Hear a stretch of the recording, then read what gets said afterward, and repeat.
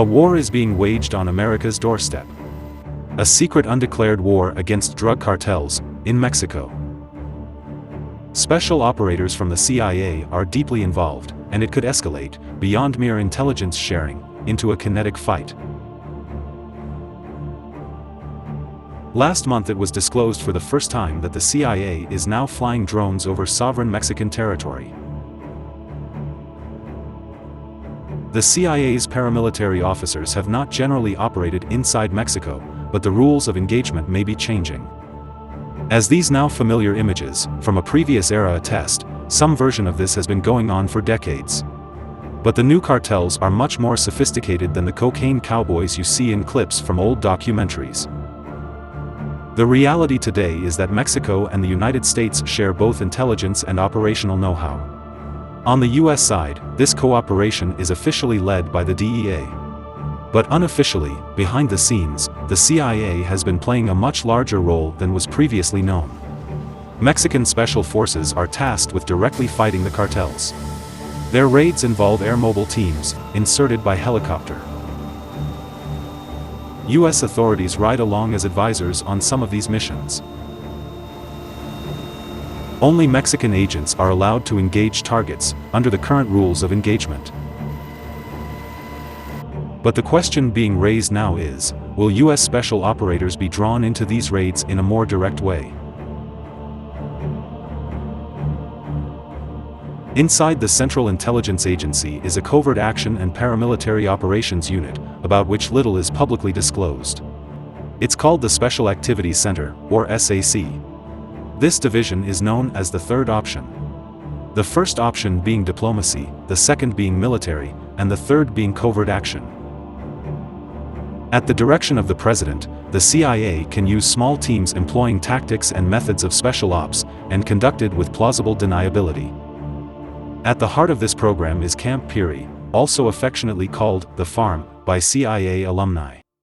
This facility, located in Virginia and seen here in recent satellite imagery, is where the CIA conducts paramilitary training. Officers train in many aspects of tradecraft at the farm, including espionage and source cultivation. But it's the small strike teams, recruited from other special ops units across the military, that conduct raids and other kinetic missions. They operate under Title 50 of US law, giving authority for covert action. This is done when the US government needs complete deniability. These teams also conduct intelligence gathering, hostage rescue, and targeted raids. They operate in hostile and difficult environments all over the world.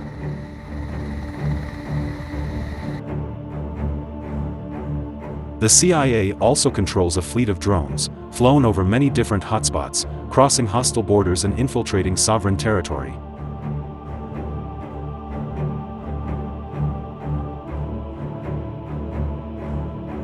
In February, the New York Times first uncovered the CIA drone flights over Mexico. The report detailed the hunt for fentanyl labs, part of a more aggressive campaign against the cartels. The program, begun under the previous administration, had not been previously disclosed. MQ9, that is approved as requested.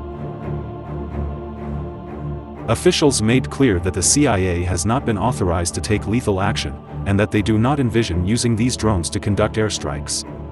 For now, CIA officers in Mexico pass on intelligence, collected by the drones, to their Mexican counterparts. But these flights go well into sovereign Mexican territory. Sources told the Times that the drones have been a success, identifying fentanyl labs, which emit chemical signatures. The drones are effective at tracking under thick jungle canopy using heat signature. The information can then be passed on to Mexican authorities in real time. But why would a classified intelligence program, involving sensitive diplomacy between Mexico and the United States, be disclosed now? Leaks to the New York Times don't just happen by accident. Many believe it was a strategic leak by the White House to send the cartels a message. But was the message received? Analysts are considering the potential for involvement to become even deeper, with risks of asymmetric escalation. Asking American special ops teams to go in hot would be a change in the rules of engagement. For now, officials are reluctant to authorize lethal force, as fentanyl labs are often inside homes and crowded urban areas. But other scenarios are being considered, and officials have not ruled out conducting cross-border raids to pursue the cartels deep inside Mexico. Plans are being developed to give the US the option to go after the cartels directly. If such a step were taken, policymakers would have to weigh the risks.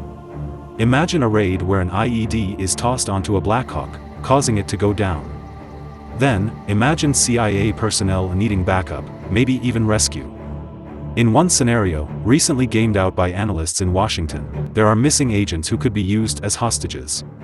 US media quickly learns of the situation, sparking outrage. Calls for retaliation, or even occupation, soon follow. What then? These are all too real scenarios policymakers will have to consider. The CIA's focus is broad, including regional stability, trade, flow of migrants, and the economy. Keeping the cartels from destabilizing foreign governments also fits into this broader CIA portfolio. By operating as a civilian agency, the CIA can have a lighter footprint than the Pentagon, fostering cooperation with foreign governments that might not otherwise want a heavy presence of US forces. Do you believe the White House should authorize lethal action inside Mexico? Or do you think the risks of asymmetric escalation are too great, and that our involvement should be limited to the sharing of intelligence? Which of these choices would you make?